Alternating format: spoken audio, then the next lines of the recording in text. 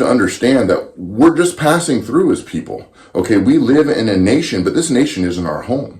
We do want to steward this nation. It's our right. It's our duty. We are commanded wherever we go to flourish, to, like God said when Noah got off the ark, be fruitful and multiply in Genesis chapter 9. That's what he said, and that's been our command ever since. We want to pray for our nation that it flourishes, because the reality is our flourishing, our welfare is tied to our nation, because we're here in America and we have the opportunity to elect leaders that will ensure that. Not leaders.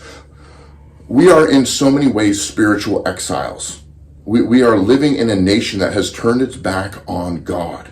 But we're not called to turn our back on God. Although we are exiled, we are called to serve the Lord. And we still have an opportunity in this nation to ensure the fact that we can have that religious freedom, and we cannot take it for granted. That's why the vote is so important. The vote is important to protect babies in the womb. The vote is important to protect children from the LGBTQ and gender dysphoria, to protect them from the we have to realize that the LGBTQ, their agenda, they have to come at children because they can't have children of their own. It sounds kind of funny, but it's really true, because they have to go after other people's children.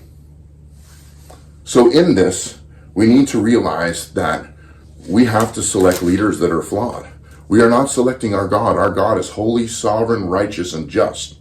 We are not selecting God, but we are selecting leaders that we feel, and not only just leaders.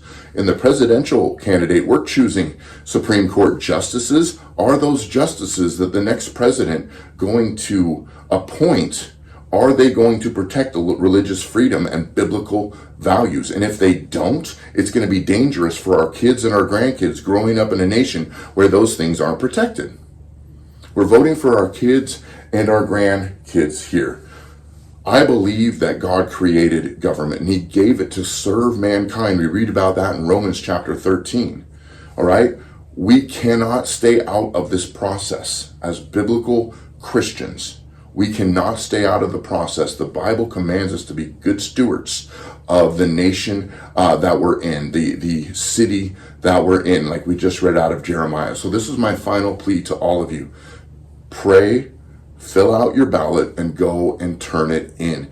That ballot, your vote is your intercession. Your vote is your faith. Your vote is your hope. Your vote is your prayer. Your vote is, it's a spiritual act of trust in the Lord, saying, God, this is the person, this is the administration, this is the policy that I feel is going to protect my right